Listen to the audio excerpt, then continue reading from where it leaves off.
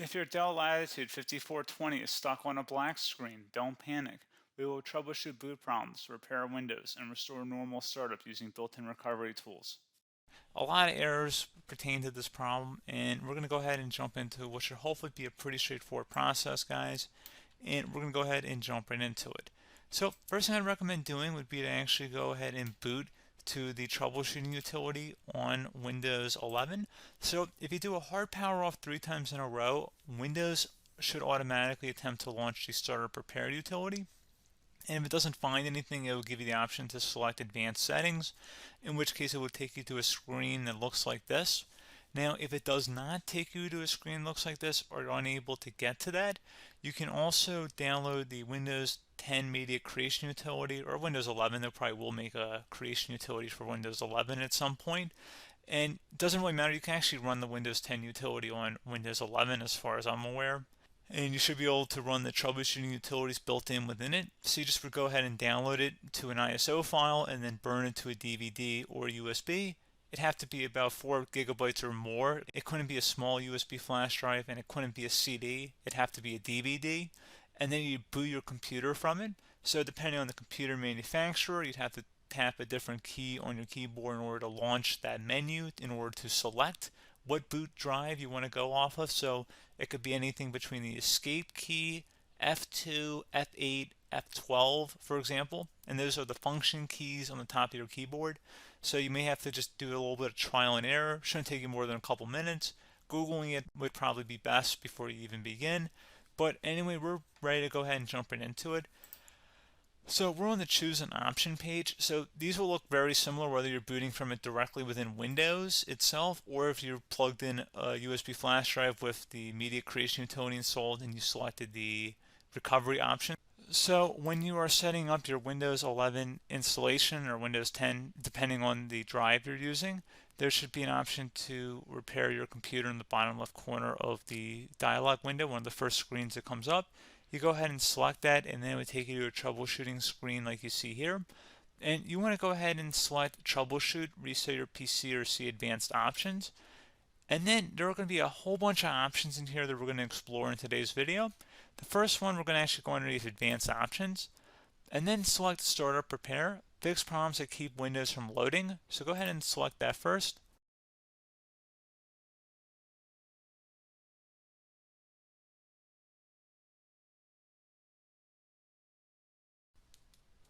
Okay, so you can see it could not repair our PC.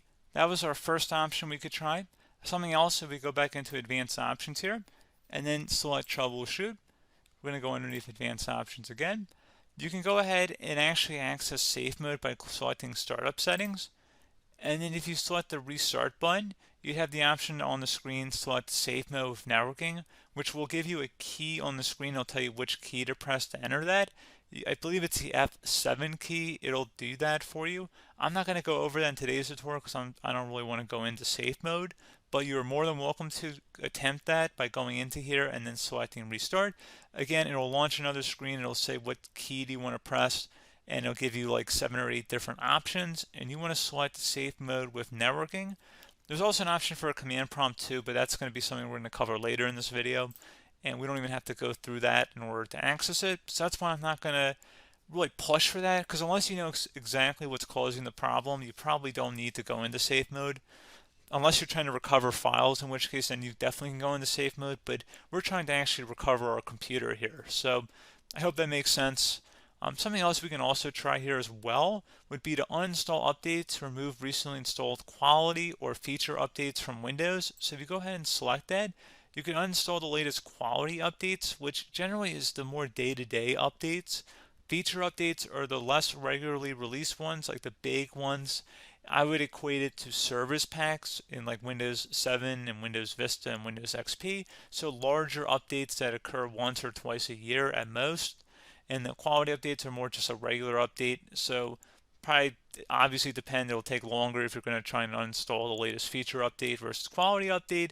And maybe you don't need to go back that far. So just giving you guys a couple of pointers with that. Something else you can also look at here, and we're going to jump into the command prompt in a little bit, but you can select System Restore, which will use a restore point recorded on your PC to restore Windows. And this is something I would highly recommend here, guys. So select next. Assuming you have a restore point saved on your computer, you go ahead and select the most recently created one, and you'll select next, and then you'll select the drive. You shouldn't actually have to select the drive. You can scan for affected programs, but we're going to keep it all default here, and then we're going to select finish. So once started, system restore cannot be interrupted. Do you want to continue? I think we're going to select yes. I don't think we have anything better to do on our computer right now, so just give it a moment here to initialize. It will take a couple minutes to run, obviously depending on how large your hard drive is and how much is saved on the system restore point. So just give it a couple minutes here.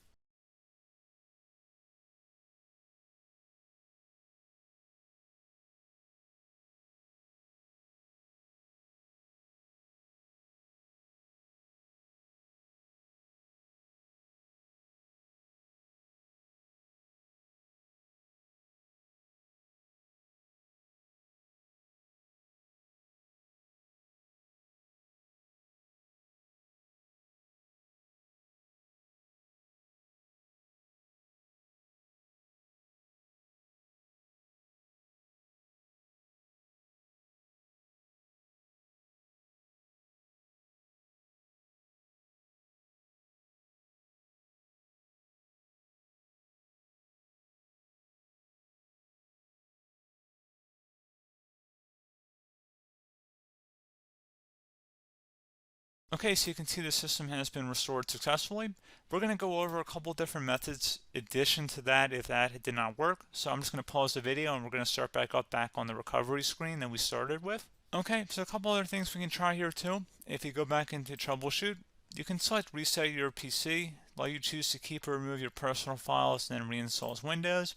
You can select to keep my files, which will remove apps and settings but keeps your personal files. You can also select remove everything, which will remove all of your personal files, apps, and settings.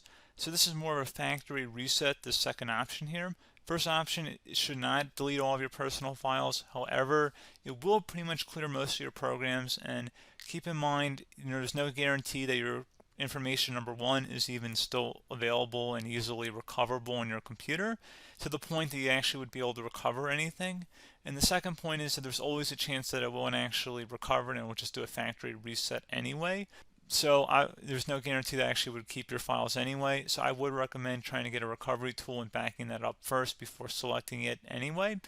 But again, those are a couple different options. And then something else you can try here, if you go back to the choose an option. Another option, if you go underneath choose an option and select troubleshoot, advanced options, and now select where it says command prompt. Okay, so the first thing we should do is type our main hard drive here. In most cases, it should be the C drive. So you just do a C colon and then hit enter on your keyboard. So once you're underneath the C drive, we're going to type in dir and then hit enter on your keyboard. It should have program files, users, and Windows all in there. That's how you know you're in the right directory.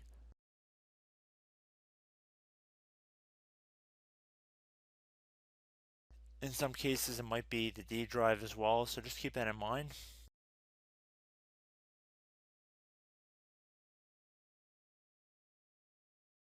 Next thing we're going to do is type in cd space / Windows / system 32 / config,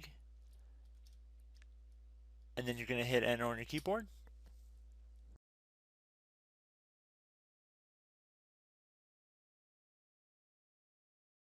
So now you're going to type md space backup. If you've seen other tutorials, it might also say to put down md backup. That's because the backup name is pretty common when you want to back something up. So you can name this whatever you want, doesn't have to be backup. So if you've already made a backup folder in the past, you could do backup 1, for example. So once you're done setting the name you want the backup to be called, hit enter on your keyboard again.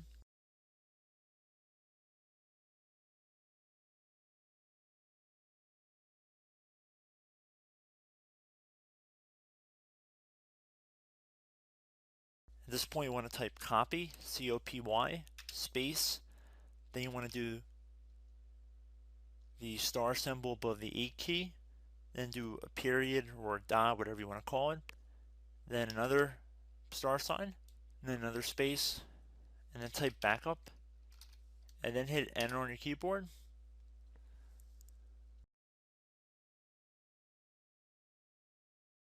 Now you want to type cd reg back, REG BACK, and then hit enter on your keyboard.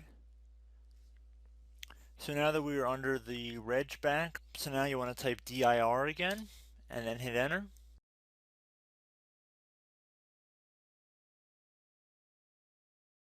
So now at this point we're going to type copy again. So copy, space, star sign,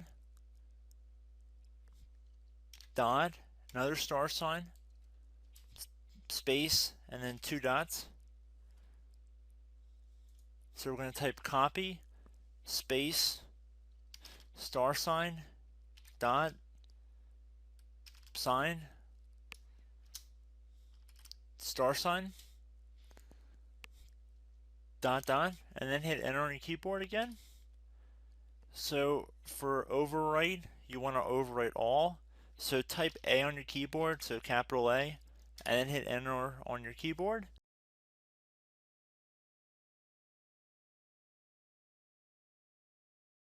So at this point, you should be good to go. You can close out of the command prompt window, and if you accidentally continue to Windows 10, you should be all set. So I hope one of these 3 or 4 different methods we went through in this tutorial helped you guys out. Again, I'm not sure if you guys heard me earlier, but try to go back into your safe mode if possible and uninstall any programs you know might be conflicting with the Windows startup if you can get into safe mode. So just keep that in mind. Something very simple like that could be blocking up everything. So again, I hope this tutorial helped you guys out, and I will catch you in the next tutorial. Goodbye.